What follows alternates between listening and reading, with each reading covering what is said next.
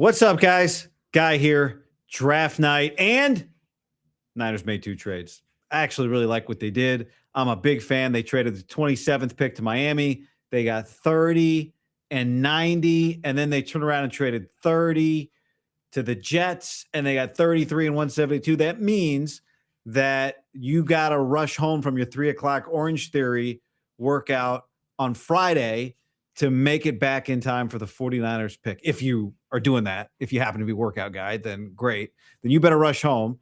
And the Niners have some pretty good options still. Guys that we talked about potentially them taking at the end of the first round are still on the board at the top of the second round. So all in all, that's really good. I like it. We had a lot to talk about. Producer Connor is going to join me in a second. So let's start the show. Purdy steps up. Purdy throws middle. He's got it. Inside the 20, the 10. He's gone. Touchdown. 49ers.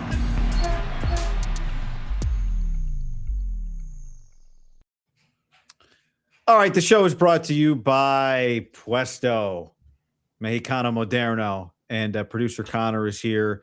Big draft night. Connor has a wedding party on Friday night, a wedding on Saturday. So he really wanted the Niners, his team, to do their work in the first round. And they did. They made some trades. Thanks to Puesto Mexicano Moderno for sponsoring draft coverage here on the show.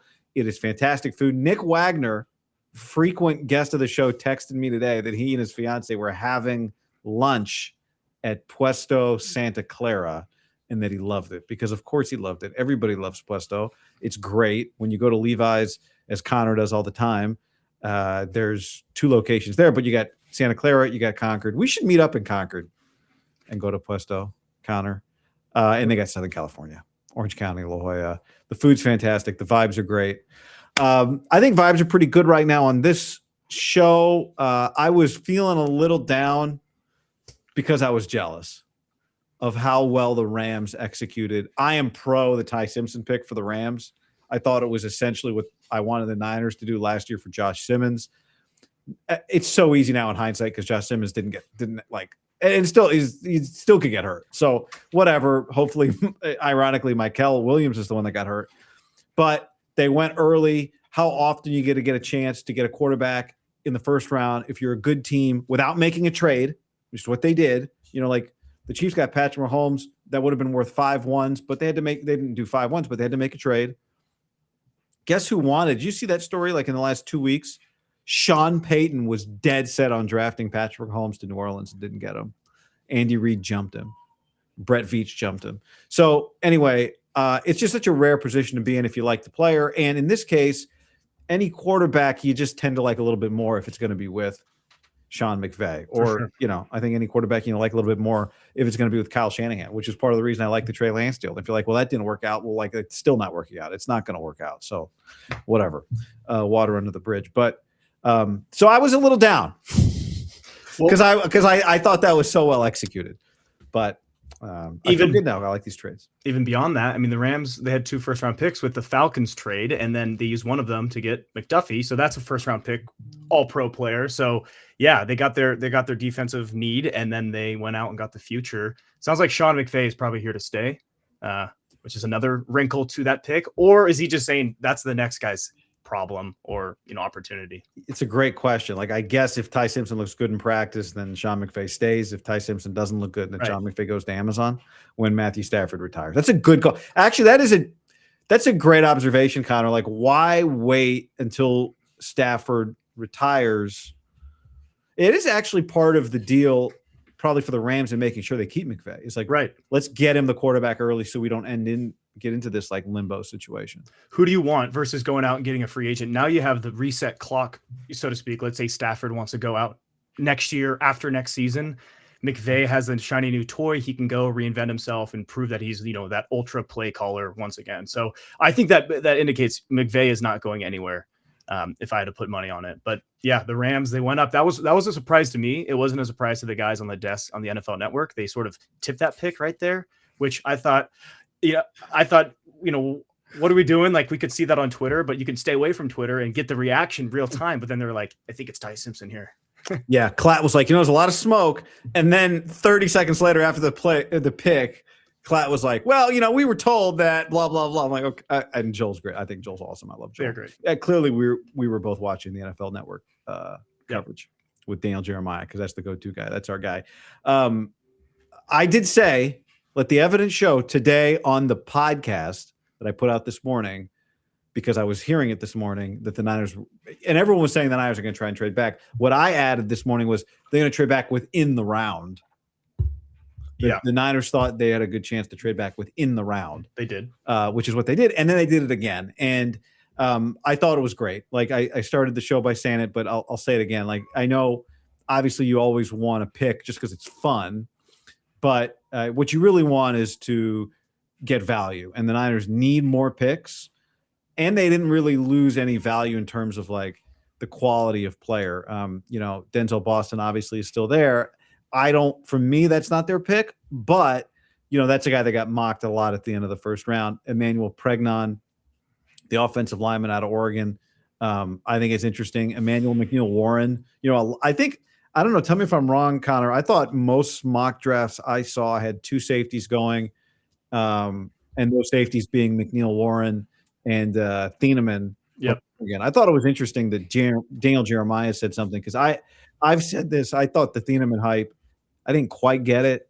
And DJ said on the draft coverage, he's like, you got to go back and watch Purdue. And I was basing it just off calling Oregon games this year, their spring game, seeing them in the regular season. Like, I don't like, he had the pick at the end of to steal the Penn State win.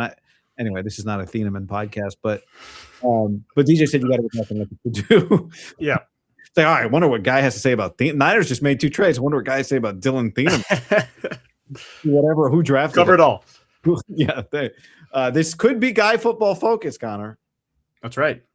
I don't know what you think about that potential likely new name of this show, but I think the fans love it. I think that would make you GFF Connor, just so you know. That's fine. We can add that tagline. Thieneman, if we're going to finish that topic, it was mocked to the Vikings a lot, which made sense with Harrison Smith retiring. And so that was another, white safety that could be there for 12 years and just like, how many chances do you get? And so, but no, the Niners have the first pick tomorrow. They have the first pick. So you got to rush home from your work. Oh yeah. I've been saying the second pick. I said the second pick multiple times, I think. Pick 33. Oh tomorrow. God. I might be pulling this up on my phone sneakily, at some wedding festivities, but first pick, what do you have any inclination? What are your thoughts? Where do you think they go? And I want to talk to you about need versus best available, that kind of thing too. Yeah. Well, I think the first thing I want to say about it is that it's interesting. They clearly were okay not getting Caleb Lomu or Omar Cooper, right? Mm-hmm. I was not a fan of Lomu got mocked a lot. I was not a fan of that for reasons that I stated, but basically, the scouting report needs a little more grit. So don't love that. Omar Cooper, I did love. And, I know you were interested in talking about Omar Cooper. I saw him multiple times, very familiar with the Indiana program the last 2 years. I went to Bloomington a couple of times, and he was there for 2 years, and I loved Omar Cooper. So, I think part of the way you have to read this is that they don't see a big difference between the guys they can get at 33 and the guys they could have gotten at 27 or 30. And I think there's probably a lot of truth to that.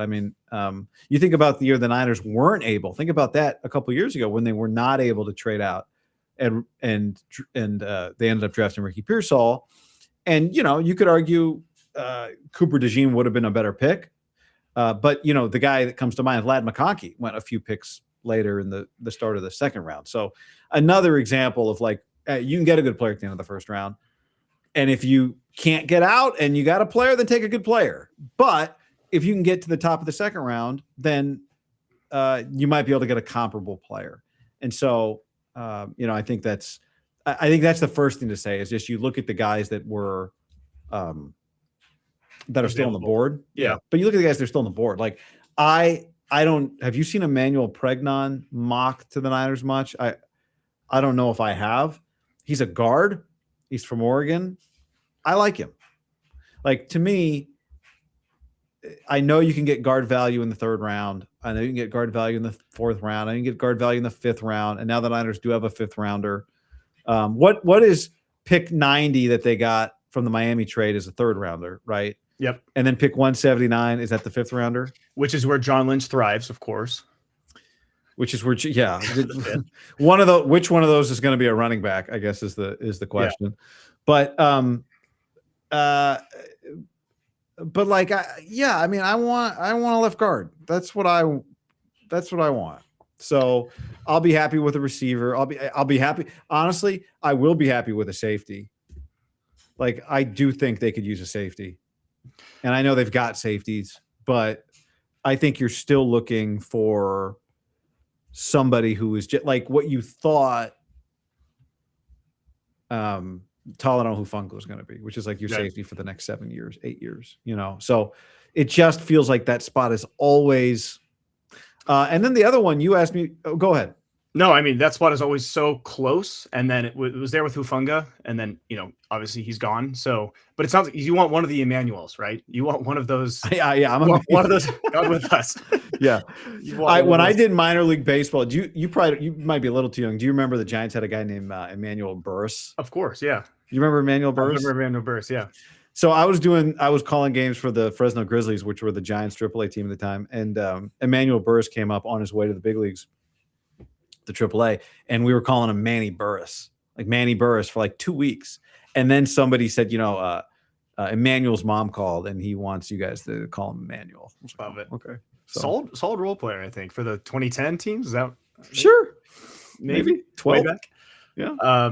Yeah. I mean, the other route, like, what are they at? Like Omar Cooper, where are they with the receivers? They brought in Mike Evans, 3-year deal, Christian Kirk. I mean, these guys are old. Ricky Pearsall hasn't quite proven it. Like, he's proven that we can play, but he hasn't proven that he can be on the field. And so do they go with Denzel Boston? He's a 6'4" receiver, maybe learn from Mike Evans. Like, I'm curious if now, they go back, Omar Cooper and Boston were, similar kind of ranges on their draft board, and maybe they'll go and pick one of those big receivers. Doesn't feel like that, maybe with them bringing in all those talent for this year, but maybe they look for the future. Or I'm with you. I think I would prefer trenches. This draft, the strength of this draft was O-line and edge, it seems. And so a lot of the tackles went. And so now it's turned to the guard. And I think Emmanuel Pregnon seems like he has a first, second round grade for a couple of these scouts. And I would be fine with the guard as well. Feels like the Niners are always like at the end of the first round the last several years, which is they're like in the wrong spot to take a guard, because it's never it's never the number one guard. Did you say Basantis? Did you say Chase Basantis? Or Basantis, yeah. Yeah. Earlier. I like Cooper. I'm okay with receiver. Boston, to me, Cooper's a different type of player. Like, Cooper's catch and run faster, move him around. A lot of people do really like Denzel Boston. I think you could, if you want some guy who's not going to separate and can learn from Mike Evans, you can get Elijah Surratt from Indiana probably later. And I like him a lot. So, like, but not at 33, but so 90. Yeah. Yeah, exactly. Would you take Zachariah Branch? Yeah. Another incident. His USC career was so confusing to me. And Jeremy Bernard's another guy who had a career at Washington that was like, he's fine. And then he goes to Alabama and becomes like a top 50 player. I know it's not the best draft, but he could go. Like, that's a fast guy.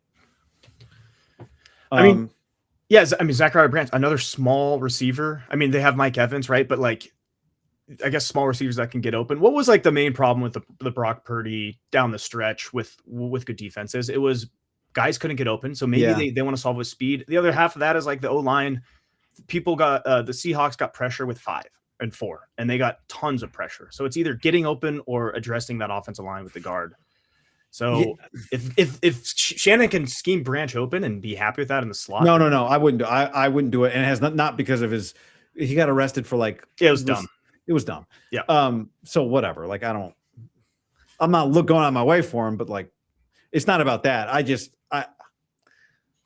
I thought he was going to be a more productive player than he turned out to be. So, I mean, Now a fast guy who can also be your punt returner, it would be nice.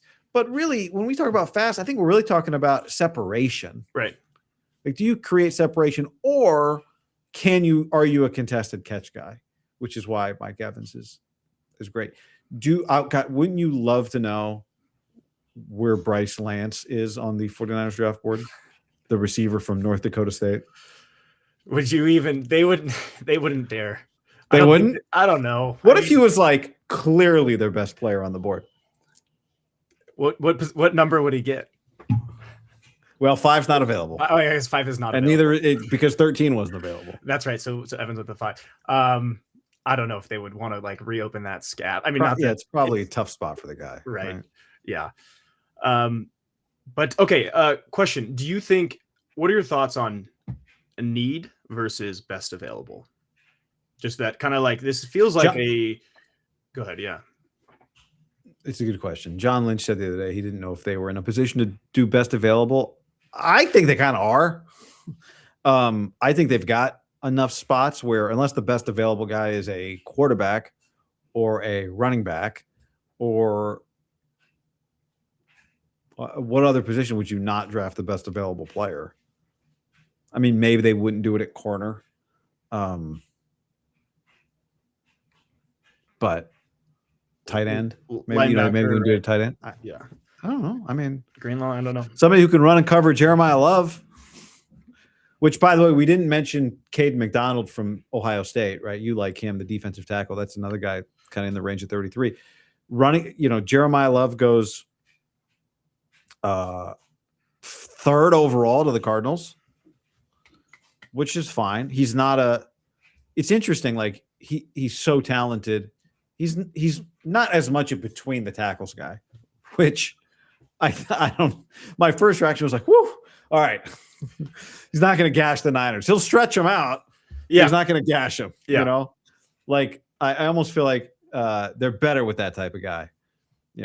Although Jahmyr Gibbs is a nightmare. So, and that's kind of the comp. So whatever. But they got work to do. What was the question? Need. I like need fit. Need fit.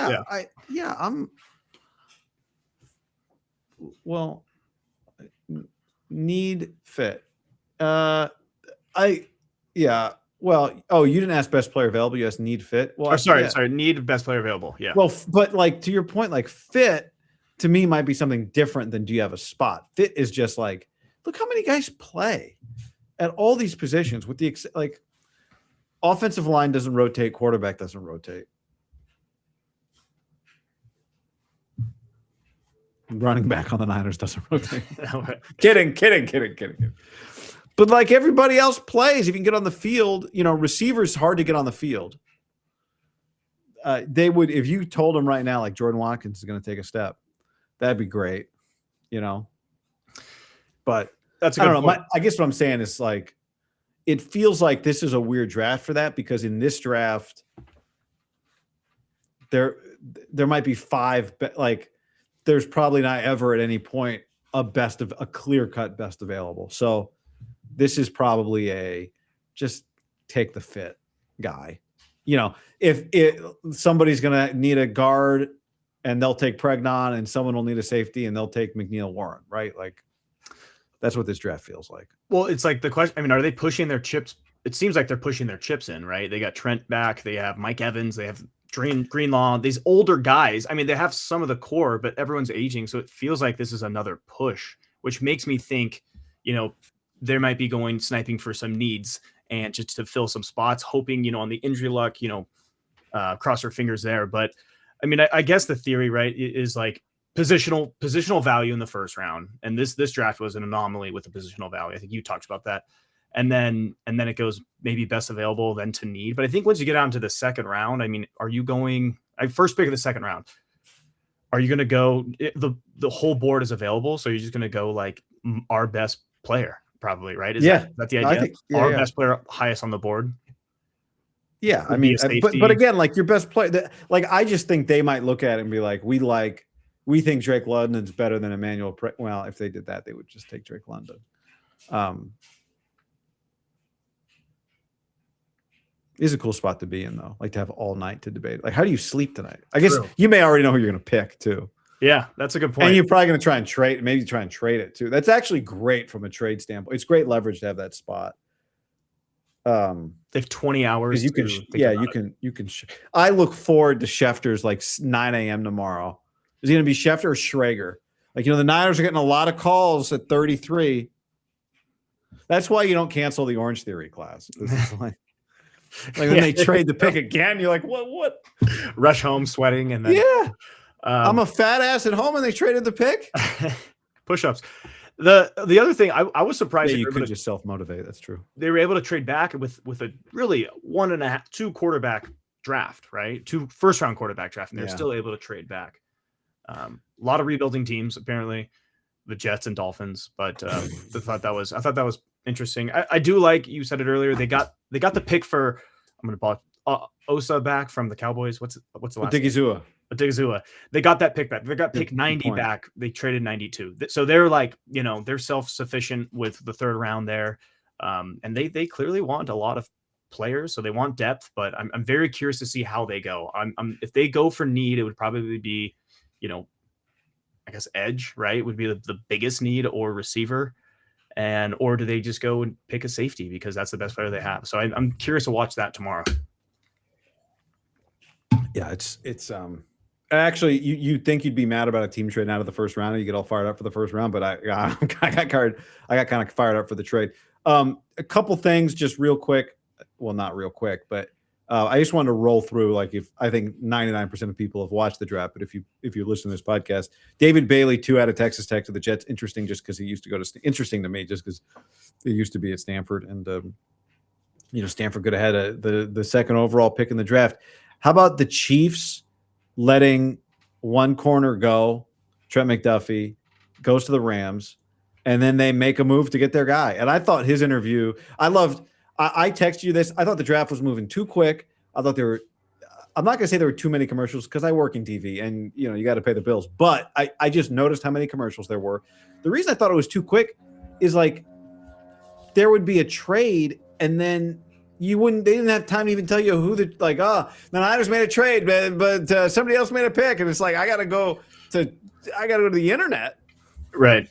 To find out who the trade even was. ESPN and owns NFL Network now, so they're like sharing the same interview, which I used to prefer when ABC did their thing on ABC. Yep. Which was like the more family centered draft coverage, and I could just get my football guy focused draft coverage. Mm-hmm. And so I don't like, it's like kind of this. It's not the same show because they have different people, but I didn't love that. But the Delane, the corner that the Chiefs took, had a great interview. And then how about the offensive lineman that the Giants took? He's like, what the Laura Rutledge's question was about, what's your message to Jackson Hardy? He was like, I would die for this shit. I'll die for you. Yep. It's like, yep. And then Eisen's like, all right, back with more after this. Yeah. What a transition there. He's willing to run. Yeah, he's willing to die for his quarterback, and they didn't really touch on that at all. You think that would be a point that they talk about? You would have thought. You would have thought it was the best interview of the night. Kenyon Sadiq, 16 to the Jets. Again, like, it's gotten to the point. You watch this thing; they all know. It feels like they know the picks before the picks get made. Any other picks jump out? Oh, Mekhi Lemon to the Eagles. Like, of course, that, like, I like the pick, so because that's what Howie Roseman does. Did you hear that Ian Rappaport came on after, and he said Mekhi Lemon was on the phone with the Steelers, and the Cowboys traded with the Eagles. The Eagles were trying to call Mekhi Lemon, but he didn't answer because he was on the phone with the Steelers, who had the next pick, and they thought they were getting Mekhi Lemon. Turns out the Eagles picked him instead. Got swooped right in front of him. But that means, AJ Brown is clearly gone. You would think, right? There's been he's insisting he'll only play for Vrabel. Vrabel, not going to be on day 3. There was a stretch. He's not insisting he'll only play for Vrabel.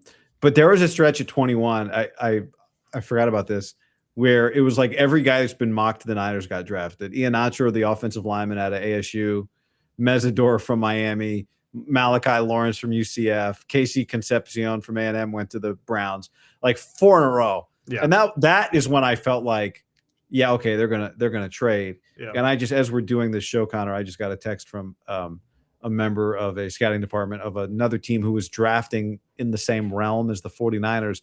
And I was texting him this morning about trading. And he said, I imagine their board looks similar to ours. In my opinion, more ammo you have on Friday and Saturday, the better. You start looking at the value of the guys remaining at the end of the round, and you feel like you would do well to get out of there. And then he texted, "You avoided Lomu, LOL." He knew that was my feeling, but he did say they had some conflicting. There were some people in their building that liked him, and other people that were like, that you're asking a lot. So anyway, Lomu was getting a lot of hate. A lot of people Was were he? not. I mean, or like it seems like Niner fans did not want Lomu. interesting. So I guess that kind of like sprinkled out. And I guess when you are the 7th tackle taken in a deep tackle draft, like you're the 7th tackle taken. So, it's interesting. But yeah, no, I've also like it seems like there's another strength of this draft is what is it? Pick 30 through 60, right? Or 30 through the next 60 guys, 30 through 90, I guess it seems to be another strength. So I guess the 49ers now have 3 picks within that range. And so, ideally it would be a couple trench guys and maybe a receiver. But yeah, we'll see. John Lynch has all night to sleep on it. So 33, 58, 90, 127, 133, 138, 139. And then 179. 179, not 138, 179. Yeah. Yep. Did I say it wrong? They have 138. No, they have 139, not 138. 138 went to the Dolphins. Oh, okay. Yeah. Thank you. I missed that part of that trade. Good catch. Okay, so 3/4 is that the case, and a 5th. Yes. And 2 twos is like you go into a draft with 2 twos, you're feeling really good. Yeah. Well. Well played. Yeah, 2 twos. I mean, yeah, we'll see. I guess we'll see. It's the Niners need to hit on early picks. They feel like they've been Seahawks and the Rams have been hitting their early 1st and 2nd round picks, and everything after that, like John Lynch is kind of holding on to 3rd round, 5th round picks that are good, but those first 2 picks, the rivals are doing well with those picks. You just wrote about this on your Substack, Joko Show. Just wrote about this, and Joe wrote about this. You didn't write this. I wrote about this. Sorry, Joko Show. Yeah. Mistake there. Yeah, the Seahawks and the Rams are killing it in their first selections. For the Rams, sometimes it's a couple seconds, but the Seahawks, 3 straight drafts in a row. 1st, 2nd round pick, great. 2 1st round picks, great. They're doing really good. And so for like the Lynch, we can go back through them, but I know the Trey Lance thing was a huge ordeal, but those first selections seem to be tough all the way back to Solomon Thomas, right? It's like it's been kind of a bugaboo for John Lynch. Yeah, I mean, I mentioned him earlier, or maybe I mentioned him yesterday. I'm glad we've talked about it a lot, I guess, just because of what a good year both the Rams and Seahawks had. But the Gray Zabel, Nicky Manwari back-to-back last year for Seattle. Was that when you were going back? Is that the best? No. What's the best 1-2 combo? 2023 Seahawks. They went Devin Witherspoon, Jackson Smith and Jigba, Derek Hall, who's been solid, Charbonnet, and then they got so those 4 really good first 4 picks. The year after they got Byron Murphy, AJ Barner's okay, and then last year was really good as well. Those first 2, Zabel and Eamon Mori. And then off season they did well with like bringing in DeMarcus Lawrence and stuff like that. So they had I think like back-to-back drafts, right? Like 22 and 23 Seattle, where almost every single person they drafted turned into a guy that played for them, contributed. Yeah, like just kind of played, which means if it was 23, that was the 23 season, the 24 season, 25 season. If you played 30 games and you got drafted in the 7th round, like a hell of a pick, right? And the Niners have had some picks like that, some years like that in the past, but it's really what Kansas City did it too. Remember last year, the year before I think last year we talked about this, but like Kansas City, they didn't just they nailed depth picks throughout the draft. You know, like what really kills you, missing on a first rounder, not getting a star hurts, kills you. But like to me, what really kills you is if the Niners play the 2026 season and at the end of that year, it turns out Pooney isn't their right guard of the future. And Malik Mustafa isn't a starting safety for the next 3 years. Right. And none of these linebackers can play.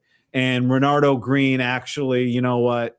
We gave it another run and it didn't work out. Shanahan's pissed at him. Yeah, right. Like that's what kills you is because and I said this all last offseason.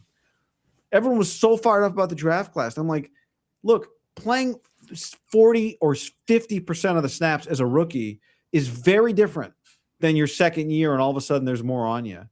And I think we saw that a little bit this year. You know, so it's a big prove it year for the 2024 draft class for the 49ers this year. Those first 4 picks, like you said, Ricky Pearsall, huge prove it year, right? Yeah. Renardo Green, he got benched in the playoff game for not covering that deep corner. Dominic Pooney, what great rookie year, right?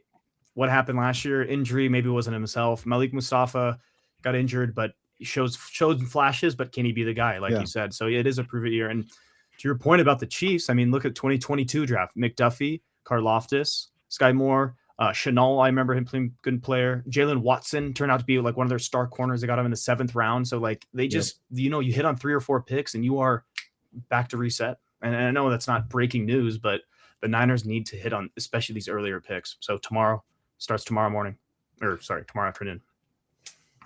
Is Debo on a team? I don't think so. So you tell me Juwan Jennings and Debo are not on teams? No. Nor Brandon Ayuk. Or no, Brandon Ayuk is on a team, but he won't be on a team coming shortly. You know, I'm going to say this kind of tongue-in-cheek, but also kind of mean it, but kind of tongue-in-cheek.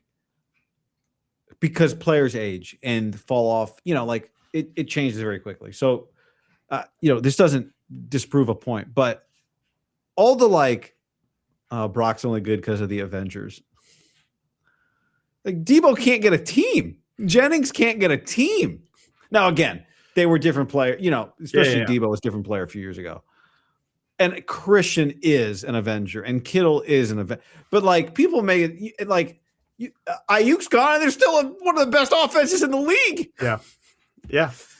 And like, you know me, if you're new to this channel, then you don't. But if you've been on this channel for a while, you know, like I really like Brock, but I also don't just defend like there are real legitimate debates to have about him, like there are for almost every player.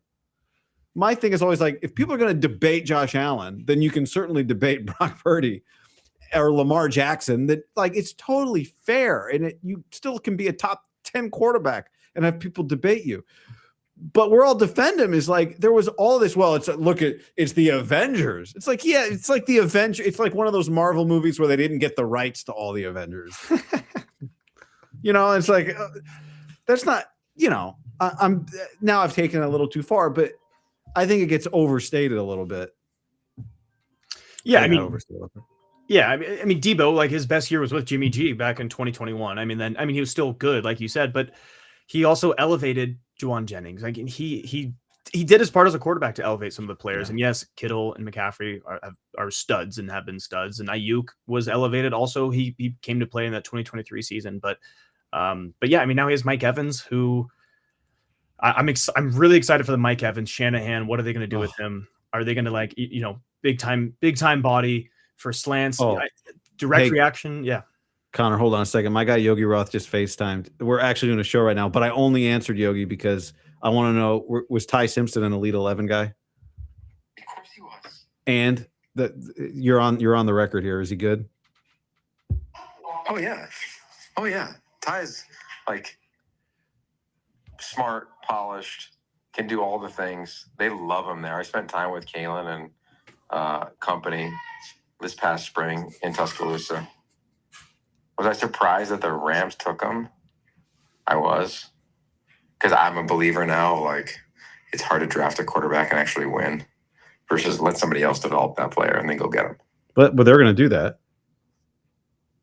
Yeah, but he's not going to score for them for the next 2 seasons. And they had a top 15 pick. All right, we're going to stop the edit there because then Yogi just clearly didn't understand that he was on the show and started saying all kinds of good stuff about players the Niners didn't draft and why he wouldn't want the Niners to draft them because of stuff he's heard. So, but then he said, don't quote me. And I said, we're recording you right now. So we cut it off, Connor. We edited that out. All right. Excellent appearance from Yogi from the couch. But have you noticed that vague posting is a thing? By teams? No. You remember Twitter, X. I still go on it. I rarely tweet or whatever, post. But the For You tab is just a absolute free-for-all. Mm-hmm. And I got a thing that tells me when I got 5 minutes left of X in the day. And then I burn right through it. But anyway, vague posting is when like you post something that's intentionally vague for engagement. Yes. And I feel badly that now that is what I've done based on editing Yogi out of this show. That's fine. You know what? That's going to be great when Yogi comes on the show as a guest, and it's going to be a great interview. You can tease that for the next time. So there you go. You'll have Yogi. What did Yogi say? I guess can be the next question. Right? What didn't he say? What didn't he say? Okay, so who do we like at the top of the second round? Who do we think they like? Who do we like?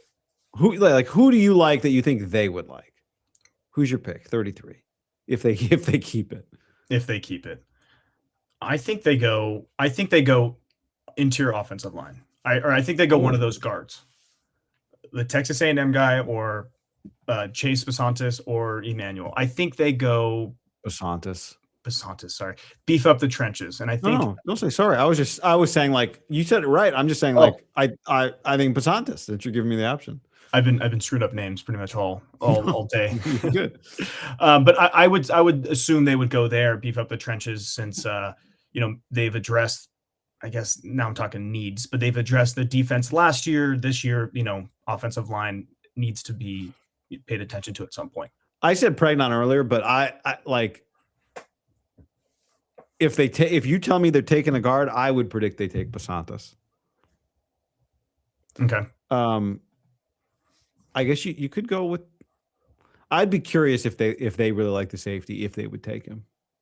John Lynch has to have very strong feelings about safeties. Right. And Cassius Hal, who you mentioned earlier. So yeah, edge my rusher. gut says John Lynch typically always goes right D-line. It feels like, or for 10 drafts in a row, it felt like they went defensive line. So it's one of the trenches, offensive line or defensive line. It would be my guess. Okay. All right. That's that for the show. Right? Anything else to add? I haven't done a long show like this in a while. A lot's been going on. We made it through the whole show. Did you hear the baby cry once? No. I mean, dad of the year, potentially. Absolutely. Doing a lot of work up there. Potentially dad. Yeah. I mean, it's true. I did nothing and I added a door to the office. So that might've contributed, but dad mode right there. A question back to you. Who do you think they take? What is your thought? Do you think they go O-line or D-line or what position group would you say? I'm texting. I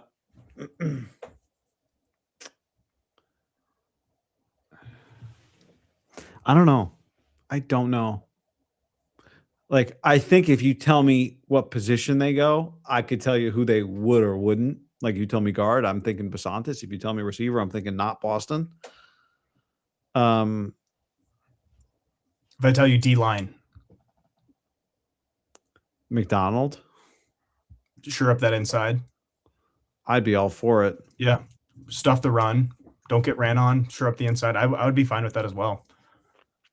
depth pieces. CJ West is they just really harp that defensive line. Okay, wait, one more thing, Guy. Actually, this is a new can of worms. What defense are the Niners running? I know it's probably 4-3 with their personnel, but on today I noticed on ESPN depth chart it said 3-4 defense, and it has Nick Bosa listed as a outside linebacker. Yes. Is that a tell? Is that anything? Is that just Raheem Morris? Is that just a simple input on the ESPN server site, or is that actually, are they truly running this? I mean, think about at a time when everybody is cutting people. You think that ESPN suddenly in April has a human going like, we got to rework this Niners depth chart. I think we got to reformat this to a 3-4 based on what Raheem's going to do. I've been doing some studying. I think he's going to do both. Like, I think it's going to be awesome. I'm kind of fired up for it. It was a 4-3 last year on the depth chart, so it switched. That's true. You're right. Somebody actively chose. That's a great point. Someone or AI, whatever, switched it. Right now it listed left defensive end. Do you know who that is?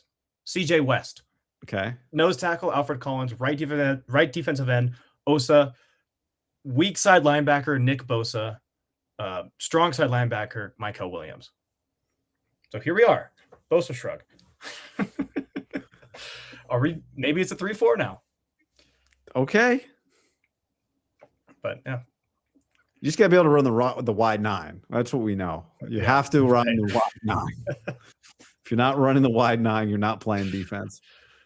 That's right. So, all right. I sent a who you like tomorrow text out, and I got a text, sent a quick reply. Who you like tomorrow? Have not gotten an answer yet. So I don't have the answer yet.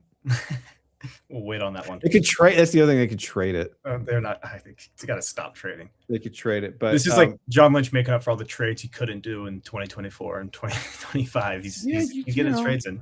The older you get, the more you realize all these cliches you've heard your whole life, that there's something to them, and it does take two to tango. Yep, it does. So, on that note, good luck to Connor tomorrow. He's got a wedding party toast to give. That's right. It's gonna go great. You know what like sketch comedy I always love is the friends of the bride's toasts. Like the bridesmaids toast. There's always like 4 of them up there together. One speaks for them, and it's it's always so good. Yeah. So don't be a cliche. Hopefully you're filming it, putting it on YouTube. But it has content. As content, yeah. It'll go good. Oh, thumbs up. There we go. That's an omen right there. Who needs that feature? Okay. All right. On that note, 33. Here we go. Let's do it.